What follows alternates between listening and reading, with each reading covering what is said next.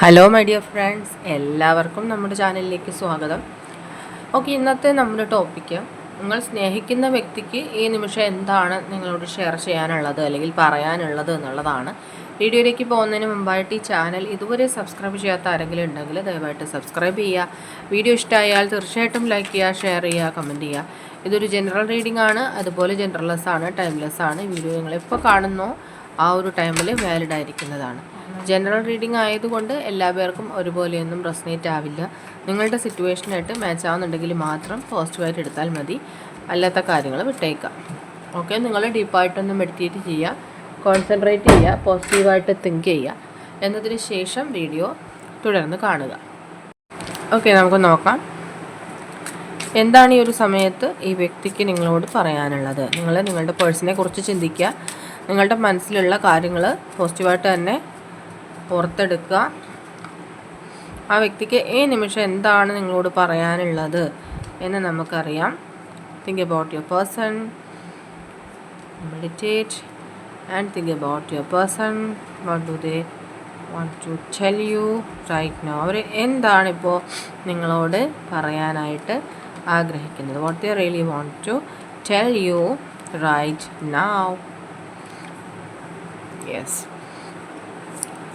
Okay, തീർച്ചയായിട്ടും അവർ ഇപ്പോൾ ചിന്തിക്കുന്നത് റൈറ്റ് ആയിട്ടുള്ളൊരു മൊമെൻറ്റിൽ ഒരു ആക്ഷൻ എടുക്കാത്തതിൻ്റെ പേരിൽ നിങ്ങളെ നഷ്ടപ്പെട്ടു പോയി, അല്ലെങ്കിൽ അവരുടെ ഭാഗത്തുള്ളൊരു തെറ്റ് കാരണം നിങ്ങളുമായിട്ടൊരു സെപ്പറേഷനിലേക്ക് എത്തേണ്ടി വന്നു.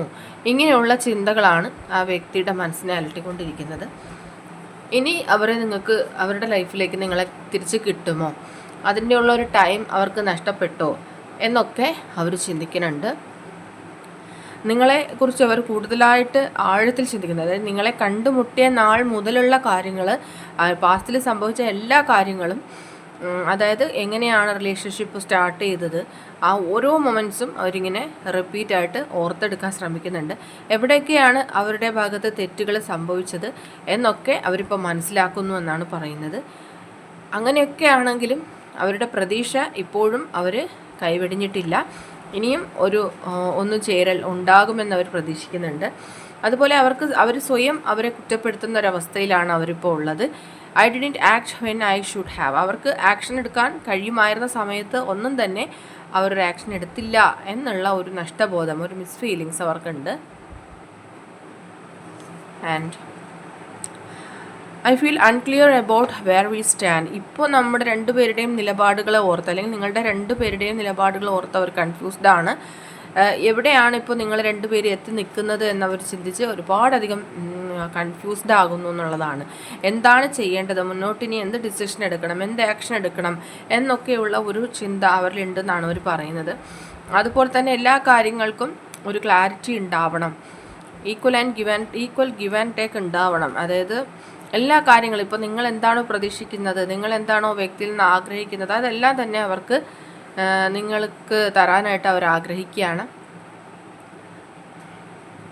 കുറച്ചുകൂടെ ബെറ്ററായിട്ട് അവരെ എക്സ്പ്രസ് ചെയ്യേണ്ടതായിരുന്നു നിങ്ങളുടെ മുന്നിൽ.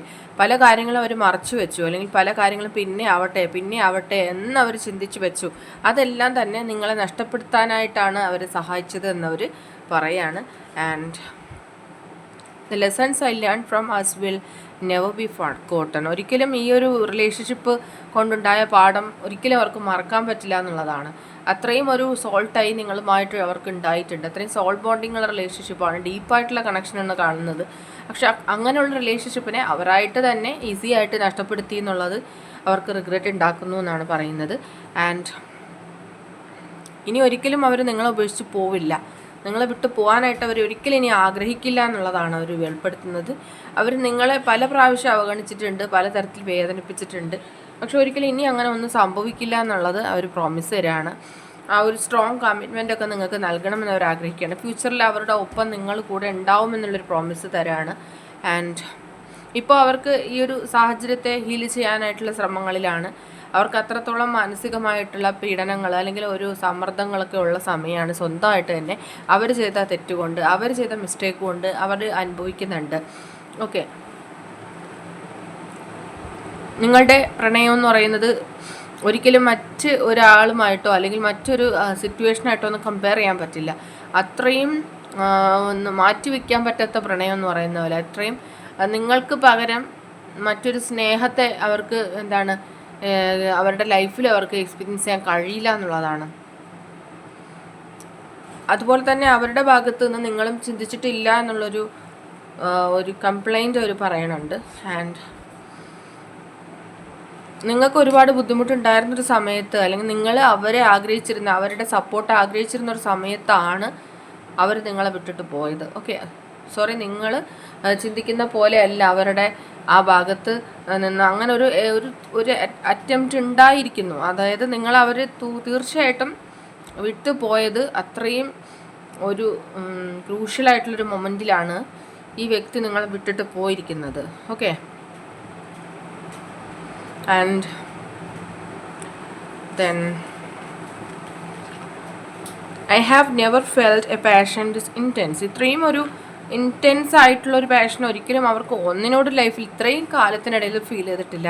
സോ നിങ്ങളുമായിട്ടുള്ളൊരു ബ്രേക്കപ്പ് ഉണ്ടായപ്പോൾ അവർ ഏറ്റവും കൂടുതൽ വിഷമിച്ചിരിക്കുകയാണ്. കാരണം ഈ ബ്രേക്കപ്പ് ഉണ്ടായപ്പോഴാണ് പലപ്പോഴും പലർക്കും ഇത് ഫസ്റ്റ് എക്സ്പീരിയൻസ് ആണ് ഈ സെപ്പറേഷൻ എന്ന് പറയുന്നത്.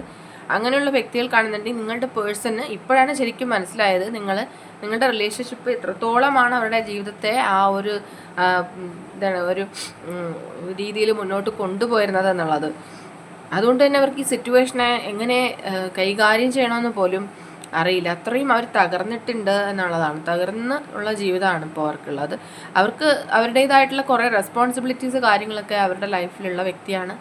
ഓൾറെഡി അവർ ചിലപ്പോൾ അവരുടെ ചില ഫാമിലി മെമ്പേഴ്സുമായിട്ടൊക്കെ കൂടുതലായിട്ട് അറ്റാച്ച്മെൻ്റ് ഒക്കെ ഉള്ള വ്യക്തിയായിരിക്കും. അതുകൊണ്ട് പെട്ടെന്ന് അവരോട് കാര്യങ്ങളൊന്നും തുറന്നു പറയാൻ കഴിയാതെ, അല്ലെങ്കിൽ അവർ പറയുന്ന കേൾക്കാതെ വേറെ കാര്യങ്ങളിലോട്ട് ഒരു ഡിസിഷൻ എടുക്കാനൊക്കെ പറ്റാത്തൊരു സാഹചര്യമായിരിക്കാം.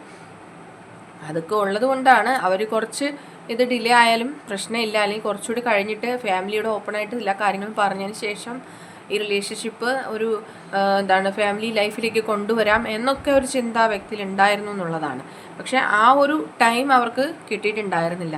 പലപ്പോഴും അവർ സാറ്റിസ്ഫൈഡ് ആയിരുന്നില്ല അവരുടെ സാഹചര്യത്തിലെന്ന് അവർ പറയുകയാണ്. ഈ കാര്യങ്ങൾ ഇങ്ങനെ പോകണമെന്ന് ഒരിക്കലും അവർ ചിന്തിച്ചിട്ടുണ്ടായിരുന്നില്ല.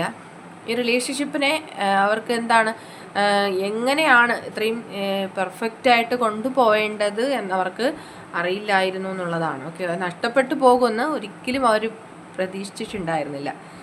I want you to be a part of my future. അതുകൊണ്ട് തന്നെ അവർ പറയാൻ ആഗ്രഹിച്ചൊരു കാര്യം, ഒരിക്കൽ പോലും നിങ്ങളോട് പറയാതിരുന്നൊരു കാര്യമായിരിക്കാം, അവരുടെ ലൈഫിൽ ഫ്യൂച്ചറിൽ നിങ്ങൾ എപ്പോഴും കൂടെ ഉണ്ടാവണം, അല്ലെങ്കിൽ അവരുടെ ലൈഫ് പാർട്ണറായിട്ട് നിങ്ങൾ വേണമെന്നുള്ളത് അവർ ചിലപ്പോൾ നിങ്ങളോട് എക്സ്പ്രസ് ചെയ്തിട്ടുണ്ടാവില്ല, അല്ലെങ്കിൽ ഒരിക്കൽ പോലും പറഞ്ഞിട്ടുണ്ടാവില്ല. I'm struggling to find the right path. തീർച്ചയായിട്ടും അവരുടെ മുന്നോട്ടുള്ള പാതയിൽ തടസ്സപ്പെട്ട് അങ്ങനെ മുന്നോട്ടൊരു വഴി കണ്ടെത്താനാവാതെ നിൽക്കുന്നൊരു സാഹചര്യത്തിലാണുള്ളതെന്നാണ് അവർ പറയുന്നത്. And you are a better person than I am. നിങ്ങളെന്ന് പറയുന്നത് അവരെക്കാളും കുറച്ചുകൂടി മെച്ചൂർഡായിട്ട് എല്ലാ കാര്യങ്ങളും മനസ്സിലാക്കുന്ന, ചിന്തിക്കുന്ന വ്യക്തിയാണ്. അതുപോലെ തന്നെ എല്ലാ കാര്യങ്ങളും ഹാൻഡിൽ ചെയ്യാനൊക്കെ നല്ല പോലെ അറിയാവുന്നുള്ളൊരു വ്യക്തിയാണ്. പക്ഷെ അവർക്കതൊന്നും അറിയില്ല. അവരെല്ലാം തമാശയായിട്ട് എടുക്കുന്ന, അല്ലെങ്കിൽ വളരെ സില്ലിയായിട്ട് കാണുന്നൊരു വ്യക്തിയാണ്. ഇമോഷണൽ ആയിട്ടുള്ള കാര്യങ്ങളൊക്കെ വളരെയധികം സില്ലിയായിട്ട് എടുക്കുന്ന ഒരു വ്യക്തിയാണ്. അതുകൊണ്ട് തന്നെ നിങ്ങൾ എത്രത്തോളം സെൻസിറ്റീവ് ആണ്, അല്ലെങ്കിൽ എത്രത്തോളം നിങ്ങളുടെ ക്യാരക്ടർ ഇങ്ങനെയാണെന്നൊക്കെ ഐഡൻറ്റിഫൈ ചെയ്യാനായിട്ട് അവർ ഒരുപാട് ടൈം എടുത്തു. അപ്പോഴേക്കും അവർക്ക് ഈ ഒരു റിലേഷൻഷിപ്പിനെ അവർക്ക് ഈ ഒരു സെപ്പറേഷനിലോ അല്ലെങ്കിൽ നോ കോണ്ടാക്റ്റിലോ ഒക്കെ എത്തുന്നൊരവസ്ഥയിൽ എത്തിപ്പോയി എന്നുള്ളതാണ്. ഓക്കെ, സോ അവർ ഏറ്റവും കൂടുതൽ ഇപ്പോൾ ആഗ്രഹിക്കുന്നൊരു കാര്യം ഈ റിലേഷൻഷിപ്പിൽ ഒരു റിയൂണിയൻ ഉണ്ടാവണം എന്നുള്ളതാണ്. I want to fix our connection. അതുകൊണ്ട് എന്ത് കാര്യം ചെയ്തിട്ടാണെന്നെങ്കിലും വേണ്ടില്ല, നിങ്ങളുമായിട്ട് ഈ കണക്ഷൻ ഫിക്സ് ചെയ്യണം, അല്ലെങ്കിൽ റീഫിറ്റ് ചെയ്യണം എന്നൊക്കെ പറയുന്ന പോലെ ഒന്ന് എല്ലാ കാര്യങ്ങളും തുറന്ന് സംസാരിച്ച് പല കാര്യങ്ങൾക്കും ക്ലാരിറ്റി ഉണ്ടായി ഇനി മുന്നോട്ട് നല്ല ബെറ്റർ ആയിട്ടുള്ള ഒരു റിലേഷൻഷിപ്പായിട്ട്, അല്ലെങ്കിൽ ഒരു ഹെൽത്ത് റിലേഷൻഷിപ്പായിട്ട് കൊണ്ടുപോകണം എന്നൊക്കെ ആഗ്രഹിക്കുന്നുണ്ട് ഈ വ്യക്തി. I had to let this go so I could clear my mind. ഈ ഒരു സാഹചര്യം ഇനി എങ്ങനെയെങ്കിലും ലെറ്റ് ഗോ ചെയ്താൽ മതി എന്നവരാഗ്രഹിക്കുകയാണ്. ഈ ഒരു സിറ്റുവേഷൻ എന്ന് പറയുന്നത് അവർക്ക് താങ്ങാൻ പറ്റുന്നില്ല. അത്രത്തോളം അവർ ഡിപ്രസ്ഡ് ആയിട്ട് പോയിക്കൊണ്ടിരിക്കുകയാണ്. ഒരു ഡിറ്റാച്ച്മെൻറ്റ് ഒക്കെ അവർക്ക് ഫീൽ ചെയ്യണം. എല്ലാ കാര്യങ്ങൾക്കും അവർക്ക് ഒരു മടുപ്പുളവാക്കുന്ന പോലെ അവർക്ക് ഫീൽ ചെയ്യാണ്. ഒരു ന്യൂ ചാപ്റ്റർ ഈ റിലേഷൻഷിപ്പിൽ തുടങ്ങണം, അല്ലെങ്കിൽ ഇനി എല്ലാ കാര്യങ്ങളും ഏകദേശം അവർക്ക് മനസ്സിലായിട്ടുണ്ട്. ഒരു ലെസൺസ് അവർ പഠിച്ചു എന്ന് പറഞ്ഞില്ലേ, അതുപോലെ തന്നെ ഒരുപാട് കാര്യങ്ങൾ അവർ മനസ്സിലാക്കി. റിലേഷൻഷിപ്പിനെ എങ്ങനെയാണ് ഹാൻഡിൽ ചെയ്യേണ്ടതെന്ന് തീർച്ചയായിട്ടും ഈ സമയം കൊണ്ട് അവർ മനസ്സിലാക്കിയിട്ടുണ്ട്. അതുകൊണ്ട് ഇനിയൊരു പുതിയ തുടക്കം തന്നെ ഉണ്ടാവണം. കാരണം അത്രത്തോളം അവർ ഇപ്പോൾ നിങ്ങളെ ആഗ്രഹിക്കണുണ്ട്. എന്തായിരുന്നാലും ഓരോ നിമിഷവും അവർ നിങ്ങളെ അവരുടെ ലൈഫിൽ എക്സ്പെക്റ്റ് ചെയ്യുന്നുണ്ട്, നമുക്ക് മനസ്സിലാവുന്നുണ്ട്. സോ നിങ്ങൾ മനസ്സിലാക്കുക, അവർ അത്രയും ഇമോഷണലി ഡൗൺ ആയിട്ടിരിക്കുന്ന ഒരു എനർജിയാണ് ഇവിടെ മൊത്തം നമ്മൾ റീഡിങ്ങിൽ മനസ്സിലാക്കിയിരിക്കുന്നത്. അവർക്ക് എന്ത് ഇൻവെസ്റ്റ് ചെയ്തിട്ടായിരുന്നാലും വേണ്ടിയില്ല, നിങ്ങളെ ലൈഫിൽ തിരിച്ചു കൊണ്ടുവരണം എന്നുള്ള ഒറ്റ ചിന്ത മാത്രമേ ആ വ്യക്തിക്കുള്ളൂ. ഓക്കെ, അപ്പോൾ ഇന്നത്തെ റീഡിങ് ഇതാണ്. റീഡിങ് എല്ലാവർക്കും ഇഷ്ടമായെന്ന് വിചാരിക്കുന്നു. ഇഷ്ടമായെങ്കിൽ തീർച്ചയായിട്ടും ലൈക്ക് ചെയ്യുക, ഷെയർ ചെയ്യുക, കമൻറ്റ് ചെയ്യുക. സബ്സ്ക്രൈബ് ചെയ്യാത്തവരുണ്ടെങ്കിൽ സബ്സ്ക്രൈബ് ചെയ്തും സപ്പോർട്ട് ചെയ്യുക. ഇനി നമുക്ക് നെക്സ്റ്റ് ഒരു വീഡിയോയിലൂടെ വീണ്ടും കാണാം. അതുവരെയും ബൈ ബൈ.